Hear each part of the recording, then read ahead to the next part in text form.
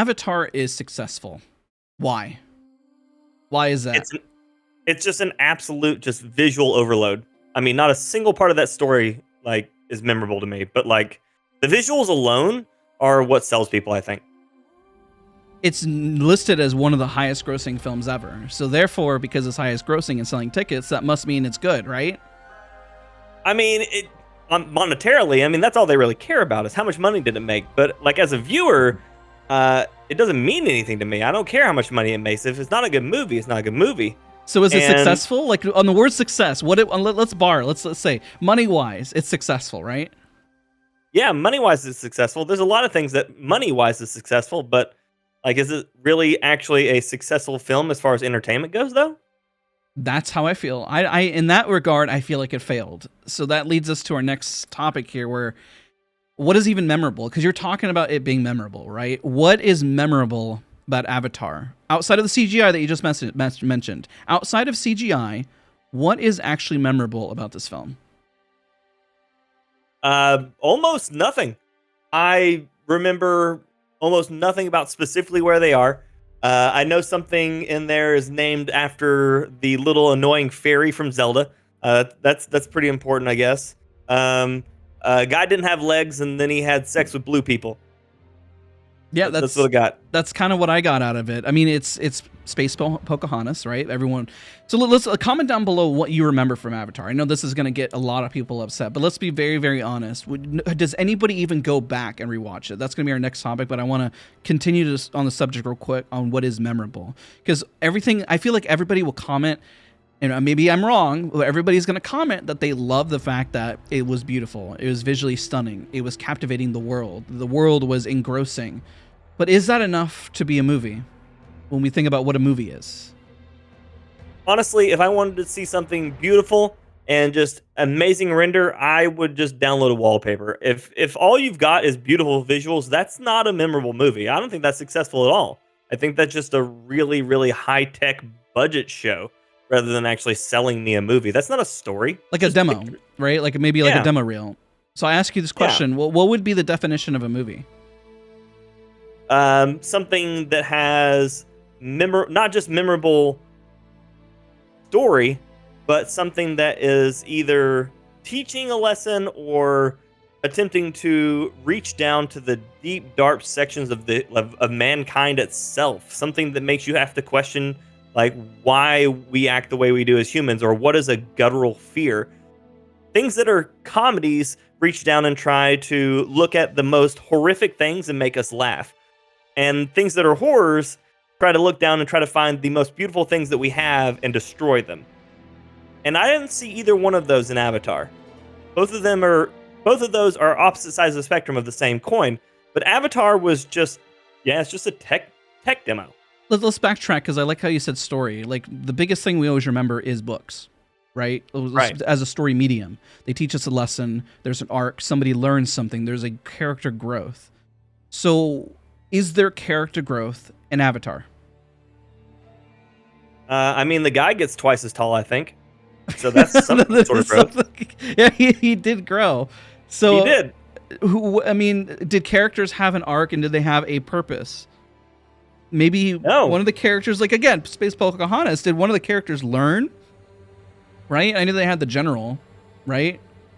I don't think the general learned anything. He just kind of failed at his... I don't remember about the general. I think he had a scar on his face. That's like every other villain ever. And that's the weird part, because when you think about a memorable story, you always remember the character, and that's my attachment of what a good film is, being attached to a character, because you can have a book with just pictures, right? And even if it has pictures, you still attach to a character, and unless you're reading a children's book that just shows a bunch of various cars, and you're looking at like a demo reel or something that's supposed to awe you with the visuals. And I agree, that's pretty much how I feel about Avatar. Like you mentioned many times, just visual clutter, visual everything in front of you. Of a pop-up book. There we go. A pop-up book with no substance. Of various land. Yeah, at no point in the movie did I feel like any story was developing. I felt like it was just action plot with tie strings. Like each action thing was meant to show off a new way of just rendering something in high-tail graphics, and then they just strung it to the next big reason to render a pretty scene. Like one of the world's greatest stories ever is a man is alone in a room as the last man on Earth. He hears a knock at the door. Like, it's 2 lines, and it's already more memorable than a 3-hour billion-dollar budget movie. Like, what is happening with that? Do we hear people rewatching it and loving it? Do you ever hear any friends, family, anybody in the comments? Do you go home and do you rewatch this movie? Who has rewatched this movie? How long is it? It's like what, 3 hours? I think so. It's a very long film. I've never found myself interested in wanting to rewatch it at all. In fact, let's give James Cameron a little credit. I will rewatch every single day Terminator 2. Yeah.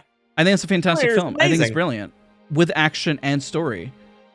Even the Terminator itself, the Terminator had character growth. Yeah. He grew in the film. Cautionary tale. Like, yeah. There's something to be learned from that. I think every single character that James Cameron, whether he wrote it or not, I'm not really sure. I always forget. Somebody in the comment section will correct me. Is even the Terminator had character growth. Sarah Connor was more open to her son, and even the Terminator by the end of the film. You know, I guess the only character who didn't have any character growth was the T-1000, but he's just a threat, and that's the whole point of him. And even John Connor himself grew as a character, respecting his mom, learning, understanding that there was a lot at stake from the point where he thought she was just crazy and disrespected his foster parents consistently. I think that's a great story. Like you said, a cautionary tale, right? Yeah. And I will rewatch that all the time, even Aliens. I think every single one of those characters. We had in Aliens a character, a strong female protagonist that grew, and at the end you're like, wow, she's amazing and she really kicks butt. Yeah. Easily one of the best action heroes, I think, in movies. Yeah. Ripley's amazing. So nobody rewatches this movie. Nobody that I know rewatches this movie, despite it being successful, and people say it's memorable based on CGI. Do you hear anybody who rewatches this? Like anybody who actually enjoys it? I'm going to challenge anybody right now who is listening to this without Googling, what is the main character's name? I actually don't know the main character's name. I don't know his name. I don't know his name I know either. that Michelle Rodriguez was in it and she died in a helicopter. I don't know the general's name. Spoilers. I know there was unobtainium. There was... I don't even know the female's character name. I don't know her name. You know? They didn't even try on their own. Like, Marvel's made up like 33 different elements. And they had one movie for this to make. They made 2 finally, I guess. They had one movie, and that's the best they can come up with is unobtainium. They could have called it strong metal.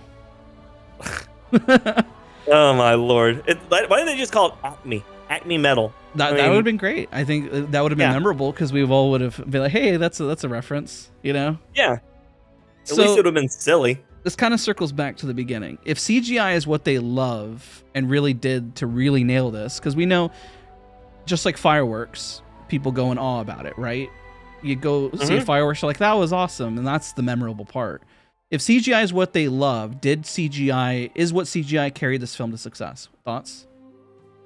I think it was sold on 2 premises.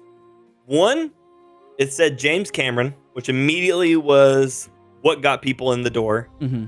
And then 2, not just CGI, but CGI and a tech-forward demo. Because keep in mind, this movie was essentially enough not just the pioneer for CGI, but a massive pioneer for 3D. So they put so much time and effort into specifically, does it look good in 2D? Does it look good in 3D? That I think they forgot the story. I know I did. I do remember I saw this in IMAX in 3D, just for reference, whenever I saw it way back when. And I remember coming out with friends saying, well, that was really pretty. Yeah. And all of a sudden the same thing, like, wow, that was a real spectacle. I'm like, yeah, that was. It's like being at Disneyland. That's how I felt, which why I will state that I believe that Avatar is not a good movie. I flat out disagree with anybody who says that they think it's a great film, that it did move us forward in the tech side, but listen, there's a lot of other areas, and I can't really mention them here, I guess, per se, demonetization, that have moved us forward in the industry, right? You get what I'm trying to hint at, right? Yeah. Okay. Oh yeah. Yeah, and so the more intimate side of the internet has definitely moved things forward, but I wouldn't necessarily call it movies. Mhm. You know, I wouldn't put it in the medium what we're talking Look up about. Blu-ray. Yeah, look up Blu-ray versus HD DVD, and you'll find the answers on the internet. There you go. Google. Now the big kicker, I want to close out some thoughts from you because I got my thoughts in there. What are your Yeah. final closing thoughts on this? I think this was absolutely the world's most expensive tech demo. James Cameron is obviously, just a tech genius. He's done a lot of amazing things. He goes the extra mile for everything he plans to do. He's seen the Titanic more times than I think any one human's seen it and did the Titanic movie. He did all sorts of things for the Terminator stuff. Things that completely changed the way that we look at practical versus just CGI creations. And again, he did it again for Avatar, where he decided how he was going to do all the CGI, not just from just base points, but he created masks specifically for each actor so that he could lay them over their faces for the green dots. He developed the 3D system using Sony F950s, 2 inches apart, specifically so he could record not just Steadicam, but also 3D cam. He went all the way through. It was 80% of the film was used, or 80% of the film's budget system was used to shoot the first 20% of the time. Let's see, yeah. Used more advanced system to shoot about 80% of the film. The first rig was used about 20% of the time. So literally, he created entire new camera systems that have never existed before, specifically for this movie. And through all of this, no one talked about a story. Not a single part of this is a story. It is literally just, can James Cameron make something new in the tech world? I think it's a bad story. I agree with you. Kudos to James Cameron for always pushing us forward, but it is hands down a bad storytelling and character piece. And I'll give it all the credit for visuals. So I agree. And maybe that's the middle ground. If people are mad about this video, that would be my middle ground stance. But I just wanted to support you with all your thoughts that you had there. Yeah. Beautifully poor written story.